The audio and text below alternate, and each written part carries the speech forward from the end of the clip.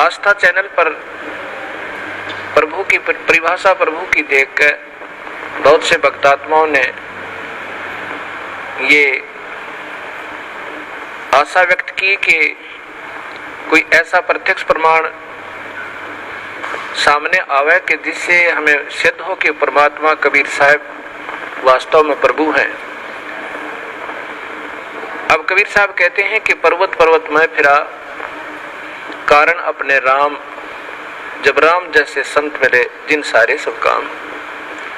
कबीर परमात्मा अपनी ही महिमा स्वयं ही गाते हैं और कहते हैं कि परमात्मा से हम जो सुख चाहते हैं, पुत्र बांझ को पुत्र हो,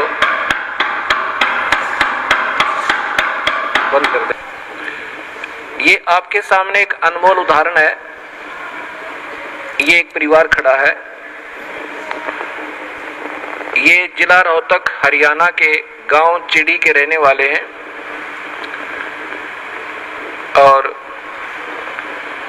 इस बहन के जो अब देखो सामने, इस बहन की आयु लगभग 57 वर्ष है और साथ में ये नवजात शिशु इनकी गोद में है। ये इनका पुत्र है। पहले ये सामने जो लड़की खड़ी है,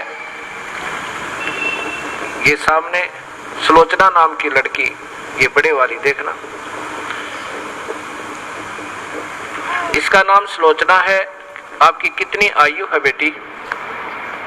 35 वर्ष। अब इस लड़की की आयु 35 वर्ष हो चुकी है और इसके ये 2 पुत्र और पुत्री हैं।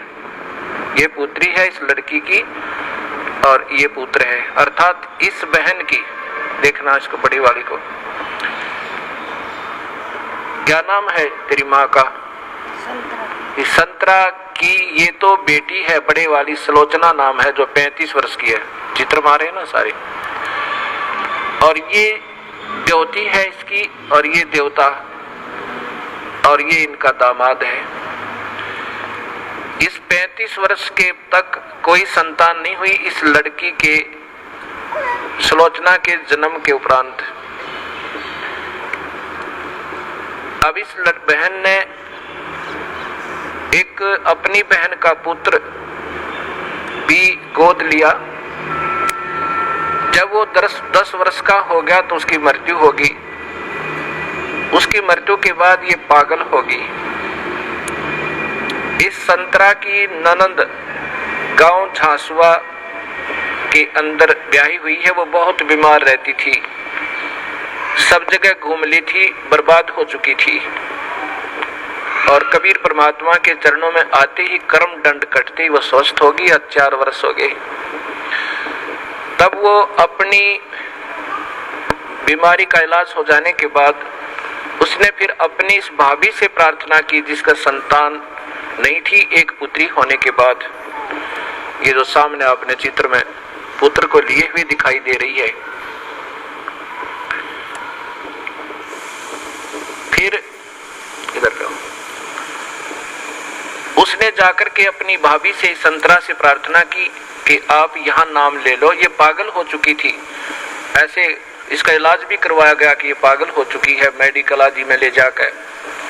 तब इसने प्रार्थना की कि आप हमारे गुरुदेव इस दास का नाम बताया, वहां चलो, उनसे उपदेश लो। कबीर परमात्मा की रजा से आपकी ये सूनी गोद भी भरी जा सके है। अब 57 वर्ष की आयु में, और ये अनमोल कहानी करना कोई बच्चों का खेल नहीं है। ये पूर्ण परमात्मा कबीर साहब की समर्थता का प्रत्यक्ष प्रमाण है। ये नहीं मानी कि अब नहीं हो सकता कुछ भी। तब उसने बहुत प्रार्थना की, इसको कह सुन करके यहाँ ले आए इस आश्रम करौथा में। नाम लिया। नाम लेते ही परमात्मा कबीर परमेश्वर ने अनहोनी की। ये बांझ को पुत्र दे, कोढ़ी को काया दे, वो प्रभु कहलाता है। ये गर्भ रहा, ये बच्चा परमात्मा ने भेजा अपनी कृपा से। फिर भी इनके मन में शंका पैदा कर दी इन मूर्ख मार्गदर्शकों ने, क्योंकि ये तो बेचारी सऊदी में थी नहीं, पागल हो चुकी थी। कहा कि तुम्हारे देवता प्रसन्न हो गए, ये तो ऐसे होना ही था। ये 35 वर्ष तक देवता कहाँ जा रहे थे इनके। यही ये मूर्ख जो मार्गदर्शक कि कहीं तुम्हारी प्रभुता और तुम्हारे ये रोजी रोटी समाप्त ना हो जाए, फिर भी गुमराह करने की चेष्टा की। इनके दिल से यहाँ की आस्था हट गई और फिर अपनी उन्हीं देवी देवताओं के चक्कर में पड़ गई। ये लड़का 14 महीने तक माँ के गर्भ से बाहर नहीं आया। सब डॉक्टर पच लिए कि ये लड़का शायद खत्म भी हो जा बालक। फिर वही जिसने इसको नाम दिलाया था, इसकी ननंद, वो गांव गई और उसने कहा कि नादान ने जुल्म कर दिया। ऐसे प्रमाण, प्रत्यक्ष प्रमाण के बाद भी तुम्हारी बुद्धि भ्रष्ट होगी, चलो जाकर माफी मांगे, दोबारा उपदेश ले। तब ये बेचारी यहाँ आई और जो भी उन देवता का दर रखा था वो कुर्डियां बठो क्या ठा गए।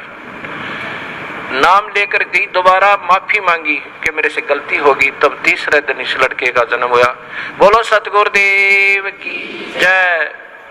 ये सामने आप फिर देखिए इसी पुण्य परिवार को। आज इनसे पूछ कर देखो इन्होंने कितने देवी देवता पूजे थे और क्या क्या इन्होंने ना किया होगा।